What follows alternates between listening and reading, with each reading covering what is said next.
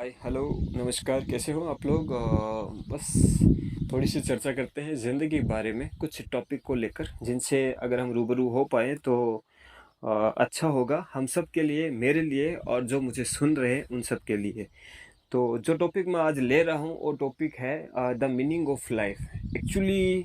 हमने बहुत सारी किताबें पढ़ी है, हमने बहुत से लोगों की कहानी सुनी है, हमने खुद की दिल से कहानी सुनी है, हमने खुद को सुना है बहुत बार। और बहुत सारे ऐसे लोग हैं जो इस चीज़ को फील करके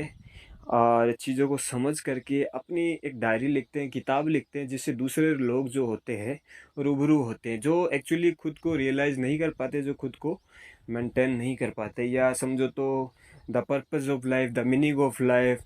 that law of attractions, universe. यानी बहुत सारी ऐसी चीज़ें जो जो एक हर एक इंसान के समझने की बस की बात नहीं है। तो जो सिलेक्टेड लोग हैं इन चीज़ों को अवेयर करते हैं, समझते हैं, और फिर वो सारी चीज़ें करने के बाद लोगों के साथ शेयर करते हैं, और फिर दूसरे लोग क्या करते हैं, इन सब चीज़ों को समझ पाते हैं। तो आप समझ रहे हैं मेरी बात को। हाँ, मैं वही कहना चाह रहा हूँ जो आप समझे हैं। एक्चुअली हम अगर किसी चीज़ से अनजान हैं या कुछ नहीं समझ पा रहे हैं तो हम क्या करते हैं, किसी महान इंसान की बायोपिक लेते हैं, उसे पढ़ते हैं, समझते हैं, और उन्होंने जिस तरह की ज़िंदगी को समझा है या जिस तरह का वे ऑफ लाइफ,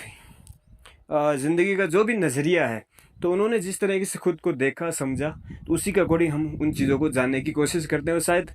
बहुत हद तक हम उन चीज़ों को समझ भी पाते हैं। तो मेरा यहाँ पर्पज है कि इस टॉपिक पे मैं थोड़ी सी चर्चा करूँ, और आप लोगों की क्या राय है इस टॉपिक पे, तो वो मैं चाहूँगा कि आप मेरे साथ शेयर करें कमेंट बॉक्स में। तो मैंने ये थोड़ा सा पॉडकास्ट करने का एक शुरू किया है, कोशिश रहेगी कि मैं इनमें चीज़ों को थोड़ा अपने हिसाब से क्लियर कर पाऊँ। The meaning of life purpose, जब इंसान इस दुनिया में आता है बहुत सी चीज़ों को समझ नहीं पाता, लेकिन जब वो समझता है तो एक्चुअली में समझते समझते वो नहीं समझ पाता। कहने का मतलब है कि बहुत सारी चीज़ें ऐसी है जो उसके आउट ऑफ माइंड होती है, और उसको कैरी करना बड़ा मुश्किल है कि एक, क्योंकि वो उन सब चीज़ों में साइंटिस्ट लगे हैं, बड़े बड़े जितने भी हैं वो खोज करते रहते हैं कि एकदम प्रूफ के साथ खोज करते हैं बहुत सारी चीज़ें, प्रोटॉन, न्यूट्रॉन, और एक कोशिका जीव कैसे बना, फिर उसकी उत्पत्ति कैसे हुई, एक जीवन कैसे बना, एक जीवन के बनने के पीछे कितना बड़ा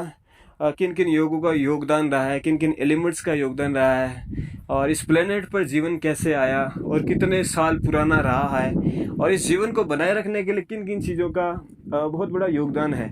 तो वो सारी चीज़ें जो मैंने जब वो समझता है, देखता है, तो उससे निकल कर निष्कर्ष निकलता है कि फिर छोड़ देते हैं यार, इतना डीपली नहीं जाते, रहने देते हैं, जिस तरह का प्रोसीजर बनाया उसको फॉलो करते और निकलते हैं। लेकिन साइंटिस्ट जो है, जो बड़े हॉकिंग जैसे बड़े बड़े जो हर एक चीज़ को लोगों को प्रूफ करके दिखाते हैं कि चीज़ें ऐसे बनी है। भाई आपने अगर किसी चीज़ को समझा है तो आप चाहेंगे उसको लोगों के साथ शेयर करें, बताएं,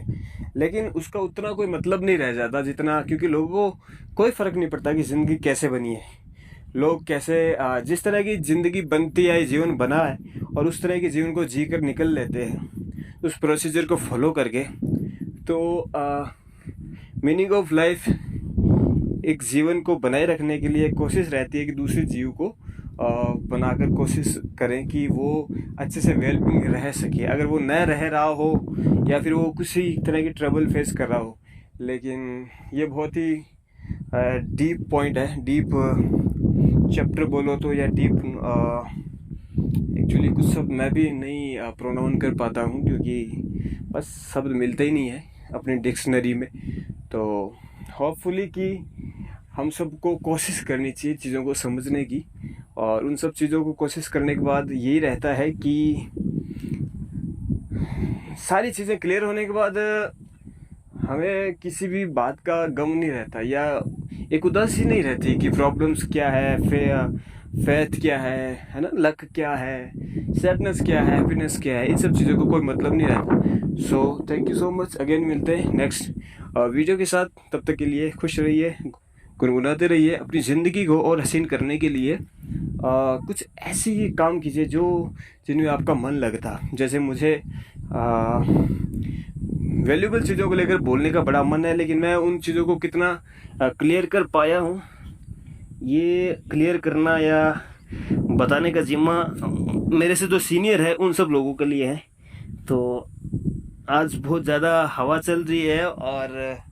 मैं एकदम रेगिस्तान में आया हूँ, क्योंकि रेगिस्तान का राजस्थान का निवासी हूँ। तो और यहाँ पर जो हवा चल रही है थोड़ा सा आपको साउंड में आ सकता है, लेकिन देखते हैं कैसा कुछ क्लियर हुआ तो अच्छे रहिए। The purpose of life, the meaning of life यही है ऑलमोस्ट, और कहें तो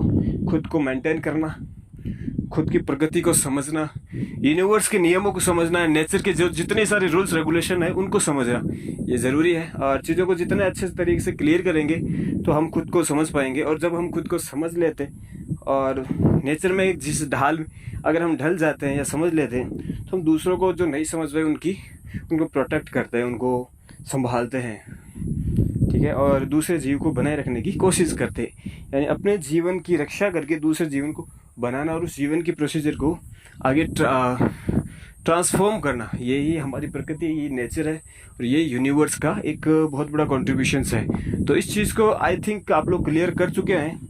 कि एक जीवन का बनना कैसे होता है। मैं इतना नहीं जानता कि एक जीवन बनता कैसे, क्योंकि बहुत सारे उसमें